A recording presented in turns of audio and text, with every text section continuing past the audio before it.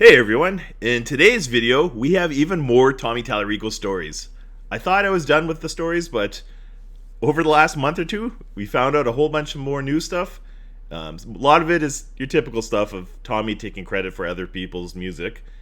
But I found a couple of funny older stories that I'm going to share that I don't think anyone else has heard yet. And we also found out that one of his former colleagues may have slipped up and said that Tommy was trying to get an underage girl drunk. I'll talk about that one a little bit later in this video. But we'll start off with a more funny story that I don't think I've read anywhere. I thought this one was pretty funny, and it's a little excerpt from a book, and it's about the guys who developed NHL Face-Off. And I'll just read off the book what it says here. It says, "We decided to use an external person for our sound. Sony begrudgingly agreed. We hired a well-known sound guy named Tommy Tallarico. One of the many tasks Tommy was charged with was to record all of the public address announcer clips that were used in the game to announce goals, penalties, etc. This was a really involved process where every player's name and team names were recorded along with all the words and phrases a PA announcer might say. The voice of our PA announcer was a guy named Mike Carlucci. Mike was the announcer for the San Diego Gulls at the time, but had been the Anaheim Ducks and LA Dodgers announcer, among others, in his career. Sounds like normal business, right? A step in the wonderful direction, correct? Not so fast. Known for his work on a myriad of games from Batman, Return of the Joker, Disney's Aladdin, Oddworld, Out of the World, and Bard's Tale, Tallarico, the creator of the video games live concert series, attempted to put his own unique stamp on the game. Well, when all sanctioned recordings were completed, Tommy, who is quite the character, had some ideas of his own. Mind you, I was not at these recording sessions. Tommy had Mike do a bunch of takes of explicit versions of the things they had already recorded," Broadbooks said. "Tommy thought this was hilarious and could possibly be an Easter egg. I guess, well, neither I or nor any of our staff knew about this. All the sound files, including the explicit ones, were delivered to us, and we had to provide a copy to Sony. So the Sony guys started going through them and came across all the explicit ones. Remember, I had no idea about these, and we hadn't even listened to the delivered sounds yet. The next thing you know, I get a call from Kelly Ryan, the Sony executive producer for NHL Face-Off 98. He was pissed. He spent 20 minutes yelling at me. All I could do is apologize profusely and explain that this was done without our knowledge. Kelly had good reason to be upset. NHL Face-Off 98 was a licensed game with both the NHL license and the NHL Players Association license. Additionally, these games were rated E for everyone, so there was no way any of that explicit material could end up in the game. That was the first, and unfortunately, the last time Tommy Tallarico was used for the sound in NHL Face-Off. I was a fan of Tommy and bummed about how things ended. Both he and his father are avid hockey fans, originally from New Jersey. I think Tommy's father had an impressive collection of hockey memorabilia. He was so generous that he gave me a signed Wayne Gretzky card and 3 Eric Lindros cards. I'm a big Flyers fan, and Lindros was the captain of the Flyers at the time. I'm not a sports memorabilia guy, but I still have those cards today. Aside from that, an inadvertent behind-the-scenes subterfuge from Tallarico, NHL Face-Off 98 still played great and looked better than ever." So that's my first story. I don't think I've heard that story before, but what a unprofessional thing for Tommy Tallarico to do. This is the same guy for the Amico who wanted E for everyone, the squeaky clean image. The CEO took it upon himself to do explicit. I'm like, why would they have explicit language in the PA announcements? Like, this isn't the play-by-play. It makes. I'm guessing he thought this was funny, but just another thing that Tommy, a typical Tommy story where this doesn't seem like the pinnacle of sound production for big-time video game companies. Like that's just, this is the 98, so this wasn't like earlier in his career. So that's the first story. The next one is we'll go with the saucy one. So this one comes from a book called Sex, Drugs, and Cartoon Violence, My Decade as a Video Game Journalist by Russ Pitts. And Tommy and Russ, I'm not going to show a bunch of screens of how they're connected, but they've worked together, and I believe they also coordinated to create a gaming expo. And this is what the story is from. So I'll just read the excerpt here. It says, "The gathered journalists and I took turns wailing on the guitars." They're playing Guitar Hero. "The New York Times reporter was there along with tips and tricks to Abby Hepp, who eventually became community manager for Titanfall, Respawn Entertainment, and a few others. After an hour or so of plastic guitaring, the vast emptiness of the VGXPO hall began to crowd in on us, and the proceedings were moved upstairs to the hotel room of video game music star Tommy Tallarico. He was one of the creators of the concert series Video Games Live, and he was roped by Ed Fleming into judging the cosplay contest. Watching the contest earlier in the day, I had the distinct impression Tommy was bored out of his goddamn mind. He was hitting the sauce hard in his suite. I'll repeat that. He was hitting the sauce hard in his suite. We had a couple of videos, I think it was Goose, I'll put a link into the description, where Tommy always bragged about he's never touched alcohol or drugs in his whole life. His own friend, this is not someone who hated Tommy, this is his former colleague, writing about a story, says he was hitting the sauce hard in his suite. So, there you go, yet another lie from Mr. Tallarico. Unless his friend's lying, so who are we to believe? But anyways, the book says he was hitting the sauce hard in his suite and trying to make the moves on a young woman who'd been hired to manage the LAN party. I couldn't tell if she was even 18, but I don't think Tommy cared. So once again, there's been lots of talks in the past, no evidence. I have just people saying this. It's not. I have no proof of this. And a lot of times people were suggesting that it's kind of weird that his wife was really young. Or ex-wife, I guess now. But his friend, word for word, wrote in his book, says, I couldn't tell if she was even 18, but I don't think Tommy cared. Why would his friend say that unless Tommy likes the younger ladies? So, a little creepy there. Someone eventually broke a piece of furniture by sitting on it.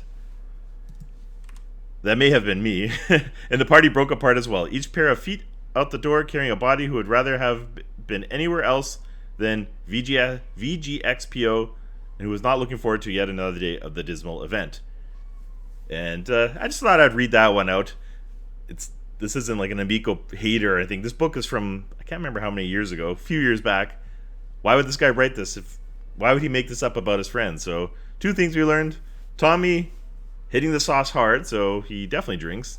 And trying to pick up a younger dame, so yeah, that's a bad look.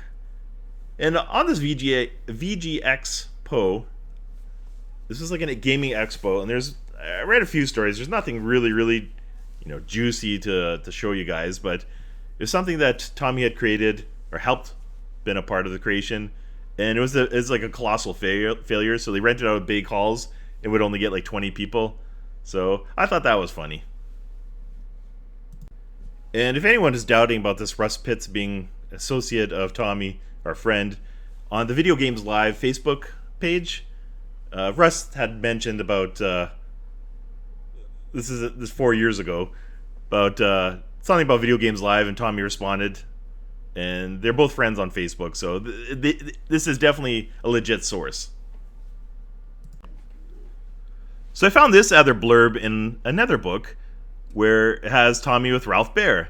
And the guy is just saying, what a nice guy. He's really the true father of video games, and it was a pleasure to meet him. He was kind enough to sign anything that folks gave him, and I regretted that I didn't think to obtain something that he invented to sign. I witnessed Tommy Tallarico having a great time with Ralph, getting what appeared to be his entire Odyssey computer collection autographed. And you can see it's at a convention. There's photo evidence of him signing his equipment. So I was always under the impression that Tommy said that him and Ralph were dear old friends.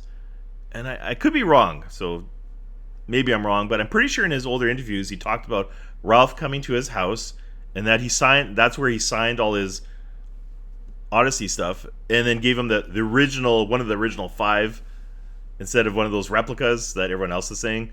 So I would wager to bet that Ralph wasn't a dear friend of Tommy, and Tommy was just brought his stuff to the convention, and that's the extent of their relationship. I don't know. I just thought this would be funny to include, just because there's a picture of him at a convention bringing all stuff to get signed, just like a fanboy would. So Tommy's reputation over the last while has been pretty hammered, like pretty like destroyed, especially from the hbomberguy video. And I've noticed on Twitter people have been taking pot shots at him quite a bit lately, and it's pretty funny. And I found a few of them here, and I'll show you them. So Jeff Grubb, and I highlighted it, he has 105,000 followers, says Nintendo of America had the original Metro Prime had been remastered for the Switch, and he wrote, "Congratulations to Tommy Tallarico on all his hard work to make this happen." And somebody else had wrote, "Tommy Tallarico being dunked on will forever be funny." So everyone's taking cheap shots of how he ripped off everyone else. And another funny one is Cow the Kangaroo, KO. And this is a slightly bigger than average indie game. And it says, so our Stadia planned release didn't quite go to plan. Neither did our Virtual Boy or Amstrad CPC, but we think we've got it right this time. KO the Kangaroo is coming to the Intellivision Amico. And that was on their official Twitter. Now, that's from like March 7th, so it wasn't like April Fool's Day. And yet again, 15,000 views. I thought that was funny. So even like game companies are taking shots at Intellivision and Tommy. That was pretty good. I liked it. I believe this one is from I want to say this is from Octopath Traveler 2. And a user by the name Kino Saga says, Tommy Tallarico. And if you zoom in on it, it shows prisoner. And it says crimes, fraud, perjury, forgery. Notes, prisoner is delusional and a pathological liar. So everyone, he's really taking a beating on social media. So within the last week or so, on Twitter, there was quite a popular thread going on, and it's from Sonic Music Facts. And it shows Tommy Tallarico is credited for composing music for Sonic and the Black Knight. These songs are Molten Mine, Great Megalith, The Cauldron. However, there's evidence suggesting Tommy did not write these songs himself, instead taking credit for other people's work. Then it has thread. And the classic picture of Tommy that he uses everywhere. But I want to point out that 810,000 views on this thread, so many eyes are getting on Tommy and just the bad things he's done, or misleading things, I guess. So it starts off with, according to a 2010 interview with Sonic Stadium, Yun Sanui, hopefully I pronounced that right, sound director for Sonic the Black Knight, said Tommy provided 10 compositions, of which Jun selected 3, arranging 2 of them himself. And I'll read the little blurb here. It says, T-Bird says, wow, that'd be very cool for the Japanese audiences. I think one of the most impressive soundtracks from last year was Sonic and the Black Knight OST on the principle it was so musically diverse. How did you go upon getting in touch with Tommy Tallarico, and what was it like working with him and Richard Jacques, amongst others? Yun says, talking about Sonic and the Black Knight, I ideally wanted to work with the guys who provided the songs for previous Sonic titles instead of teaming up with the second composers I usually team up with. I asked Richard Jacques, then spoke to Howard Drawson. Talking about Tommy, though, he was not an original Sonic composer. I've known him for years, and we are good friends. Oh, poor guy. And I thought this would be a good opportunity to team up with him and have him as a composer on this title. Tommy provided us with 10 ideas for tracks, and basically I selected 3 from his list. He composed one of them from the start to finish, and the other 2 tracks I used the ideas and took care of them, arranged them, and tracked the music with my band. It was a very fun experience. So Sonic Music Facts says, the first song credited to Tommy on the soundtrack is Molten Mine. Tommy is credited for composition music, while Yun is arranged the track. So you can see that on the picture below. The composition is taken from a PS1 and Saturn game called Black Dawn, for which Tommy Tallarico Studios, provided the sound. And this is where Tommy gets. This is where it's dirty, and so it says music by Tommy Tallarico. I guess it doesn't say created. He provided the music, but he didn't create the music. That's created by one of his staff members. So if you go to the original Black Dawn song, in the credits for Black Dawn, only Todd Dennis of Tommy Tallarico Studios is credited, implying he did all the music, including the song that would be rearranged by Yun and Black Knight. And you can see the picture there talking about showing Todd Dennis. And I mentioned this before in a previous video, because Todd Dennis is really talented and has a totally different style of music. It's not the burping, farting Tommy Tallarico tacky music. He can actually put together music, and it's quite distinct. The next track is credited to Tommy is Great Megalith. This is one track Tommy provided that did not get rearranged before putting in the game. However, this song is taken from Black Dawn as well. It's exactly the same song. Tommy is credited for this track as well. So this shows music arrangement by Tommy Tallarico, programming Tommy Tallarico. Finally, the Cauldron. Unlike the other 2 songs, this one is not taken from Black Dawn. At least it doesn't appear to be in the final game, so it's currently unknown if this track is taken from a previous Tommy Tallarico Studios project. So there's no concrete evidence against Tommy composing this particular song. However, the song does sound like Todd Dennis's work on Black Dawn, and given Tommy's track record with the other songs, 2 other songs, it is a fair assumption that the 10 tracks he provided to Yun were taken from his studio archives and not tracks by Tommy. And while this isn't really, shocking news or anything, I think everyone already were under the impression that he didn't write any of these songs. It's just I thought this was interesting because so many eyes saw this thread. So like the first part had 800,000 views. And because this became popular, this thread, there's been two other guys or females, I have no idea, two other people on Twitter who started looking more into Tommy. And this is a good story. So there's three different people. And I'll start off, and this was from the Brickster at LeBrickster. So he says, so I tried to give Tommy Tallarico the benefit of the doubt and assumed he did the Earthworm Jim all by himself. But then I came across this comment on hbomberguy's videos. Not even effing Earthworm Jim is safe. Effing hell. Tommy, why are you like this? And so he posted a picture from the comment section, and it's from a Tony Barentik. And I'll read out what he wrote here in this comment section. And so this is on the hbomberguy video. It says, currently I'm working in the pit orchestra for the musical Oklahoma, and the French horn player turned me on to this video, the hbomberguy video, when she found out I did music for Earthworm Jim 1 and 2. Yes, you read that right. I did 2 levels on Earthworm Jim 1, and all but 2 on Earthworm Jim 2. In the 80s, I had just earned my master's in music comp, plus a teaching credential from UCI, while my wife was a tax auditor for the state of California. She always had my reel with her, and while she was auditing Virgin Games in Irvine, where Tommy worked, she hunted him down and gave him my reel. At that time, Tommy was trying to create a banjo tune for Shiny Entertainment, the company that created Earthworm Jim. And I was playing piano at a 900-seat Western-themed dinner theater in Buena Park. At this theater, I worked with a well-known 5-string banjoist, and I asked him to tab some banjo rolls so I can add bluegrass banjo tune for my reel. The same reel that my wife handed to Tommy Tallarico.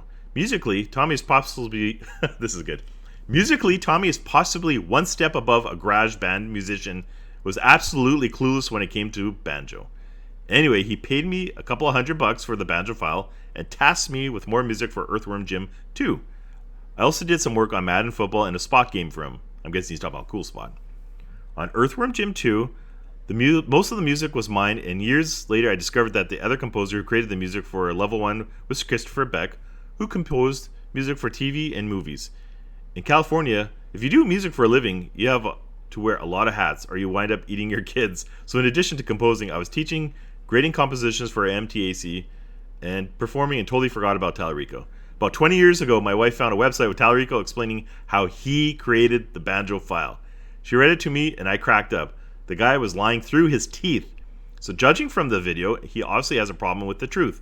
I'm one of the hardworking folks who he took credit for during his career.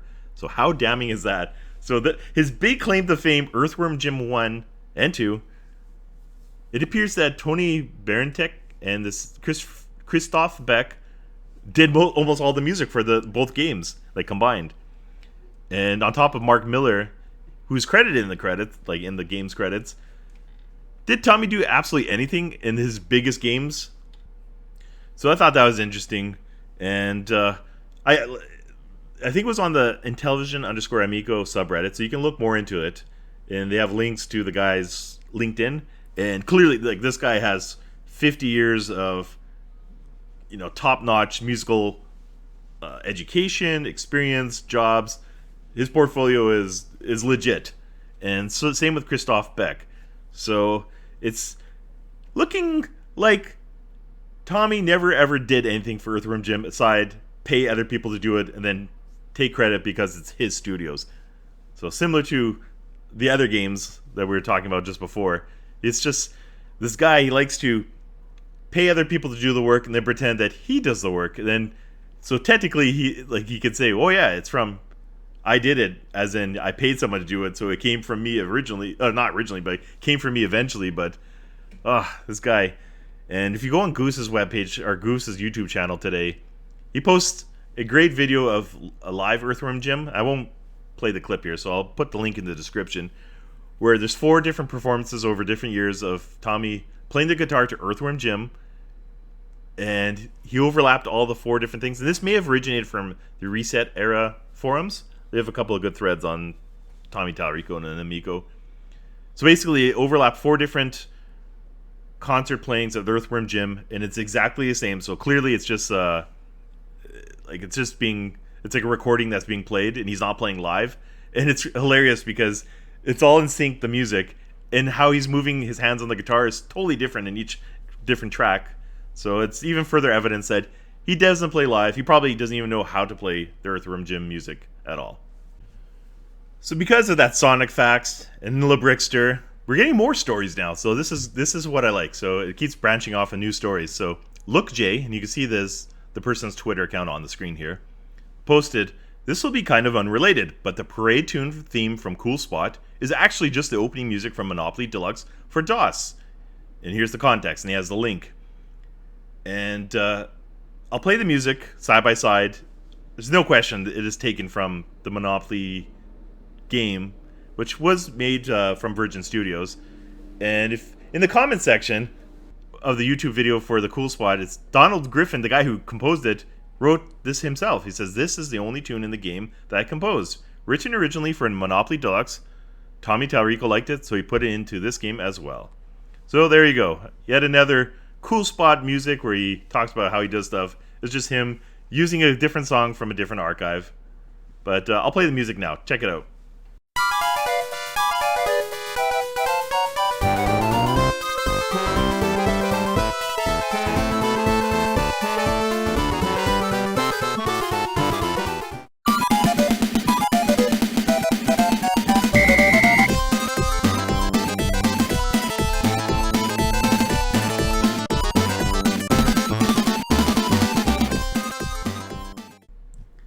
So if you do get a chance, maybe follow the Brickster. Also this other Twitter user named Micah, and I'll show it on the screen here.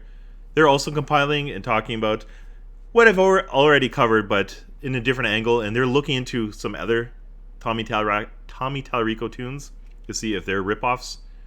So check out that Twitter user also. They have some interesting discussions about Todd Dennis.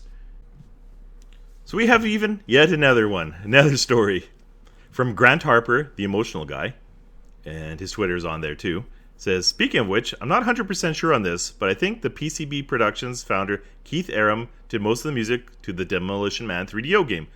Tallarico only composed one track for the game, Wasteland, and Charlie Malone probably only did the opening logos track." So they have the credit there. And we don't have any evidence in this, so this is just someone else's theory, but it looks like even for the Demolition Man game, Tommy really did quite little, and that Keith Aram was the guy who did most of the work.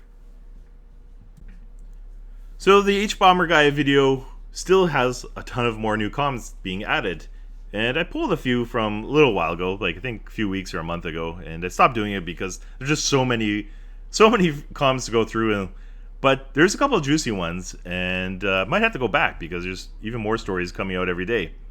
But this one is from David Thiel, and it says, "You have to remember that back in the day, game companies wanted to keep their talent anonymous. After Warren, Jeff, and I created Qbert," so I guess he's an old-time programmer there, "we were interviewed by game magazines. Gottlieb, owned by Columbia Pictures at the time, insisted that we use pseudonyms instead of our real names. Warren was designer, Jeff was artiste, and I was Jay Walkman. There were no credits on the game at the time. I was DDT in the default high score table. This situation fueled my dissatisfaction with my employee status, and I left after 12 months later. And trust me, there is very little that a musician could do for a video game in the period of 1975 to 80. The technology was marginally there. Most of the cutting-edge sound was in Japan and Chicago, pinball. More evidence that Mr. T is telling porkies." I'm guessing porkies means lies. And I'm guessing he's talking in references to the old bloops and bleeps and how he revolutionized stuff. I don't know. I just thought that was funny that he said the word porkies. Jalcum 4201 says, "By the way, about his China concert, Chinese streaming sites have inflated view counts. It's clicks, not really views, as far as I know. What matters is that they never represent actual viewing counts as we are used to," I'm guessing talking about here in North America. And I had tried looking up, and clearly, since I can't read Cantonese, Mandarin, or anything, can't really get too far going on Chinese web pages, but I did notice on a few of their equivalent YouTube sites that the view counts are all over the place, and just like random videos that are of nothing would have tens of thousands of views. So I don't doubt that his claims of all the people streaming is dubious. Black Pajama 6600 says Tommy is the worst kind of video gamer, the kind that reinforces negative stereotypes of video gamers. For anyone over the age of 21, the image of a gamer we remember from television, commercials, and news stories and popular media in the 90s and aughts, the period during which gaming arguably entered the mainstream, was a cocky teenager with too much dude and barely any respect for the dweebs he consistently pwned in the arcade Street Fighter tournaments. This is Tommy's core identity. It seems someone wants to be seen as being associated with video games, even if they're merely peacocking. And that's dead on. That's 100% accurate. He is the he is the old stereotype, and even in his interviews, and when he talked about when he was in high school and how everyone thought he was the coolest guy in the gang, he's even in the late 90s, that type of image was not it's kind of fading away, and he, especially in Lecture Playground, he really hammed it up and reinforced that stereotype. Getting back to this, it says, it strikes me odd that we have so little video documentation of Tommy actually, gaming. And in the clips we do have, he always seems like he's wrestling with the game itself. Hence the gripes with controls and such in his reviews.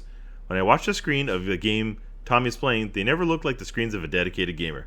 Purposeful movement, direct engagement, constant feedback. They look like the screens from when my dad used to play Medal of Honor with me as a kid, jerky movements, aimless wandering, and complaints about the most minor of issues.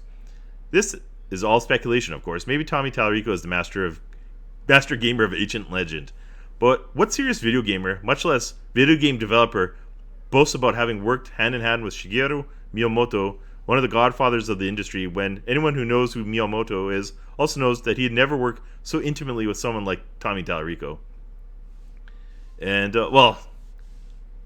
that's just Tommy trying to pretend he knows someone famous, and that's Tommy being Tommy. But his previous comment about Tommy not being a real gamer is, I believe that, because in his house tour video, he talks about the game system he plays is his old Intellivision, and he has all the stuff in his all this junk, but he plays the Intellivision. He also had a MAME arcade, but I don't believe he is an actual gamer. So, and Full Moon October must have visited his webpage because she said, I just noticed in the Photoshop celebrity section that his neck looks all kinds of wrong. I can't stop laughing at it. He can't even edit himself next to famous people, right?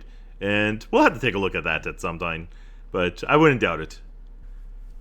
Josiah the Bone says, I've actually worked on one of these video games live shows. It was not live. And this gets back to what I showed earlier. The orchestra was brought together with minimal forces. Lots of parts were missing. We actually played along with an audio track. It was incredibly bizarre, as I had gone to see the show about 10 years prior, and they played with full orchestral forces. I also have to say that Tallarico and the show were touring with some generally fantastic musicians who were wonderful to work with, but Tallarico was the center of attention throughout the show.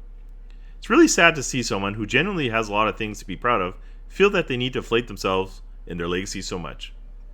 And then we have Xanthan again saying, there's always a question if those in the pit were paid for their hard time or even travel expenses. Josiah says, we were, I can confirm that at least.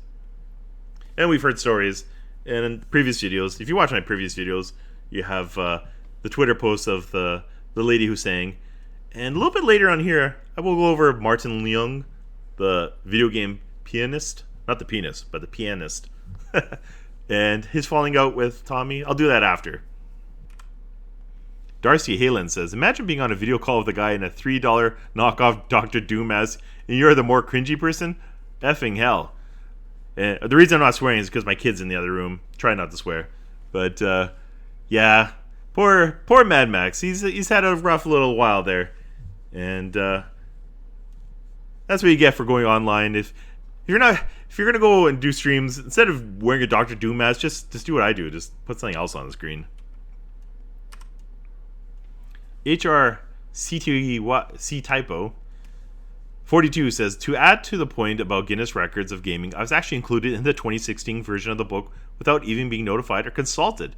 It's listed under longest home run in Super Smash Bros. Melee. The kicker is that the higher scores have been achieved using other characters in the game, dating all the way back to within a year of the game's release in 2001. The listing has several other inaccuracies and vague turns of phrase that could have been avoided if the person who created this entry had asked me or even done a cursory look at the videos that they show up when you Google the game mode. I didn't even know it was possible to get a plaque. So there you go. So this guy was in the book itself, didn't get a plaque, they didn't contact them, so it looks like they just go online, Google search, and just throw something to fill out a book. So can't always Guinness records don't take that as legit all the time, I guess. Greg Bonks, I like the name, when he explains how to create a sound effect at 3642, this is an hbomberguy video, I'm just going to put this bluntly, no one says we start to tweak the sound, each individual sound. You remember what sections of the EQ bands you use, if you use a compressor, things like that. I'm no professional, but I've worked with a lot of people who work in audio engineering. None of them describe their process like that. It hurts to watch Tommy lie that poorly. It's embarrassing how little he knows about it. And this is a good post, and I really hope someone does. It'd be great to get an audio engineer or someone who's worked in the gaming industry to analyze what Tommy has said, because I'm not a musician, so I can't comment on any of that stuff, but it would be interesting to hear an expert break it down and most likely show that he doesn't know what the hell he's talking about. Retro Music Dan says, this was sobering for me as a teenager wanting to get into video games music. For a career, this guy popped up everywhere. I have books which provided me with contract templates supposedly provided by him. It's always Joey, lol. And just getting back to that, just before I continue, when I was looking through Google Books to see what Tommy has been in, he has a lot of, there's not lots, like 5 books where he's just talking about how to get your music, how to get IPs of your own music and how to get the developer or gaming studios to give you ownership of it so then you can charge them later or reuse it at a later time. So this makes sense. And I did see the contract templates. I won't show them here. They're extremely rudimentary. Like it's pretty bad. Like maybe because it's from 1995 or 6, but it's I'm not even a lawyer, but it looked pretty poor. Anyways, getting back to this, it says I went to Video Games Live twice, owned 3 of the albums, and backed one on Kickstarter. There are interviews full of American Dream lies on at least one of those CDs.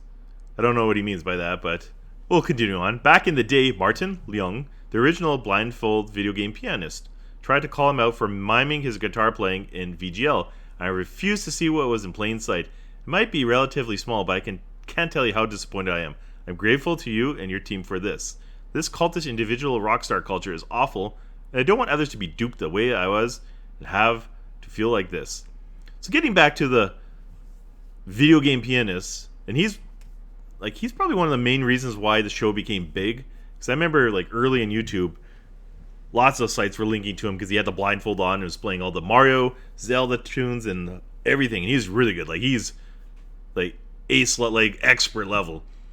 And I had heard rumors that there was a falling out between him and Tommy. Mostly that Tommy basically is using the guy and not paying him properly. Just like the previous video with the flutist that I had shown. And I tried finding this stuff online. I could not find it. If someone else can find, because Martin had posted a bunch of stuff on Facebook. It's all deleted now. And there's some message boards that reference it. Basically saying what this guy said here, that Tommy Tallarico is a hack. He plays nothing live. And Martin, if you look into him now, he's like a doctor now of piano studies, and he's ridiculously good, true musician, no doubts about it. And I can't find anything online, any of the quotes. I'd love to find it, so if anyone has them. But the gist of it and what everyone talks about is this: basically, he was the main part of the show. He's on the DVDs, and then there's a falling out. He talks about how Tommy doesn't play music, and then Tommy snapped back online, just like how he does with the Intellivision Amico stuff. None of it's online anymore, so I wish I could find it. But I did find an old post here that says, "Hey Tommy, recently video game pianist Martin Leung kind of turned on VGL over on his Facebook page, and despite your attempts to talk to him there, he seemed to ignore you. You also mentioned that you tried to contact them personally, but nothing. Did anything ever come of this?" This, just context, this I think came from his Reddit AMA. Big fans of both of you. strange to see him take a strange. That was sad. Tommy responds, nope. This is from 2013. He refused to contact me and speak like adults. I feel he is very, capitalized, underappreciative of me and VGL considering all the opportunities and audience that we helped him to receive. It's a shame he put out all that garbage, most of which he has since deleted, a day after our Kickstarter launch. I think that Tommy was a little too suspect. From what I could tell, and from what people have written to me, he lost some fans because of the way he handled himself. He kind of reminded me of the time he ranted all about Lang Lang. And in my opinion, it's unprofessional when musicians talk that way publicly about other artists, composers, musicians. Kind of sounds like those people are jealous. But a guy like Martin never needs to be jealous of anyone, considering he's such a talented young man. I wish him well on his journey. I really do. But he definitely won't be performing with us ever again. And because of that, of the way he handled himself, the things he said to personally hurt me, my hard work, and to show how he refuses to speak with me, I no longer consider him a friend. He no longer considers him an amico. We all know what Tommy is really like and his condescending personality. And if you watch his private message to video for Pat and Ian, he's extremely condescending and trying to be the bigger guy, but taking pot shots. And I see what this is exactly how he is.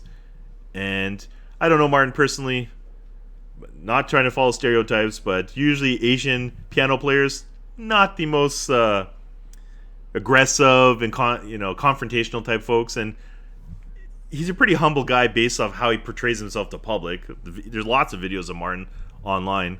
Tommy, he portrays himself as a jerk. So I'm going to side with Martin here. And what my opinion or my thoughts, my guess would be, Martin is probably tired of getting used, similar to the female flutist, and being a main player of the show. Like, that's, people want to see live music, and either Tommy wasn't going to pay him, probably not going to pay him for royalties for the Kickstarter, because even though it features him in it, Martin probably wasn't too happy about that. And Tommy, of course, can't handle the truth. So when Martin starts speaking the truth and talking about how his hard work, Tommy's hard work of him air guitaring, that's probably what ended up happening. So good job, Tommy. Vixen505 says, alright, so after the fact checking with old friends, my class actually play tested the Amico console demo a while back. My interview never got uploaded to the YouTube channel, but my classmates did. I think it was because I had literally nothing to say about it. It really wasn't anything special. I met Tommy and thought he was cool but kind of strange. No idea who he was at the time. I just tried to enjoy the game. I remember one of the controllers didn't work, so we had to take turns. We played Shark game and that had to be instructed on what to do. I completely forgot the name because I was just focused on being interviewed. LOL. I always wondered what happened with the console. Absolutely insane that it turned out to be an entire mess. There you go. I never heard about a class testing out, so maybe more people from the class can talk about their experiences. And when I was looking for old Tommy Tallarico things from that previous one, it says Pooba says, sure, he makes decent music, but in real life he's a patronizing wanker. I love that word. Maybe if you're a lackey, he's friendly too, but I met him at a NerdCon back in Australia. He was doing a signing for Video Games Live Tour, and I walked up and said hello and asked if he was Tommy Tallarico. He turned to his hanger-ons and dramatically, oh no, he's not here yet, man. Cue simple toady laughter. Gee, sorry for not ever seeing any of your shitty TV shows, Tommy.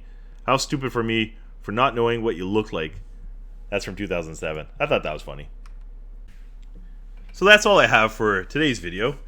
It was a bit longer than I thought it'd be. Sorry about that. Sorry if it bored you guys, but let me know if you want more Amico videos. I have a couple ideas, not the normal stuff that everyone else has been doing, because I've noticed, and I do appreciate it though, like on the Discord and also the Intellivision _Amico subreddit.